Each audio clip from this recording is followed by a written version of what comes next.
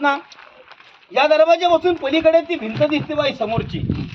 या दरवाजापासून त्या भिंतीपर्यंत असे इमारतीचे तुटलेले 4 चौथरे आहेत. 4 त्या चारांपैकी समोरची जे 2 आहेत ना सर, हा एक आणि त्या पुढचा, ते 2 फार महत्वाचे. तर आपल्या समोरचा हा जो पहिला चौथरणा साहेब, हा महाराजांचा खरा राहता राजवाडा होता.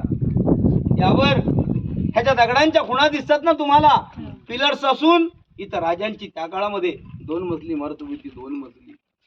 याशिवाय एक महत्वाची गोष्ट अशी की आपल्या राजांचा याच राजवाड्यामध्ये 3 एप्रिल 1686 ला चैत्र पौर्णिमेच्या दिवशी शनिवारी दुपारी 12 वाजता या राजवाड्यात मृत्यू झाला.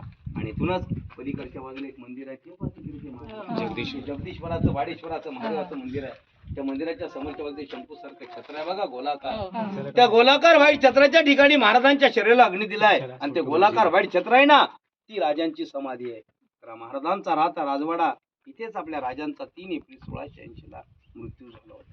सर याच्या उत्तरावरती आपण कुणाला सोडू देत नाही, कारण समाधीची जागा जेवढी आपल्याला पवित्र आहे ना, तेवढी ही जागा आपल्याला पवित्र आहे. कारण महाराजांनी आपला शेवटचा श्वास या ठिकाणी घेतला, म्हणून याच्यावर कुणाला सोडू देत नाही. आणि इथं येणारी माणसं तर इथली माती उचलून आपल्या कपाळी लावतात, कारण ही जागा आपल्या आयुष्याचं सोनं करण्याची जागा आहे. त्यामुळे आपण यावर कुणाला जोडू देत नाही. हा राजांचा राहता राजवाडा इथेच राजांचा 3 एप्रिल 1686 ला मृत्यू झाला होता. बोला पुण्यश्लोक श्री छत्रपती शिवाजी महाराज की जय. या राजवाडा लागून याचे दगडांचं बांधकाम आहे सर. इकडे हे कोपऱ्यामध्ये ते आयताकृती बांधकाम आहे. हे महाराजांचं पाणी साठवण्यासाठी त्या काळामध्ये दगडांमध्ये बांधलेल्या टाक्या, आणि ते कोपऱ्यामध्ये खाली आयताकृती बांधकाम पाहाल ना, ते महाराजांचं त्या काळातलं स्नानगृह.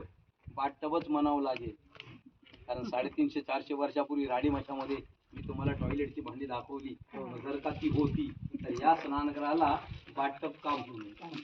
सगळं जुनं आहे, फक्त आपण मॉडिफाय केलं.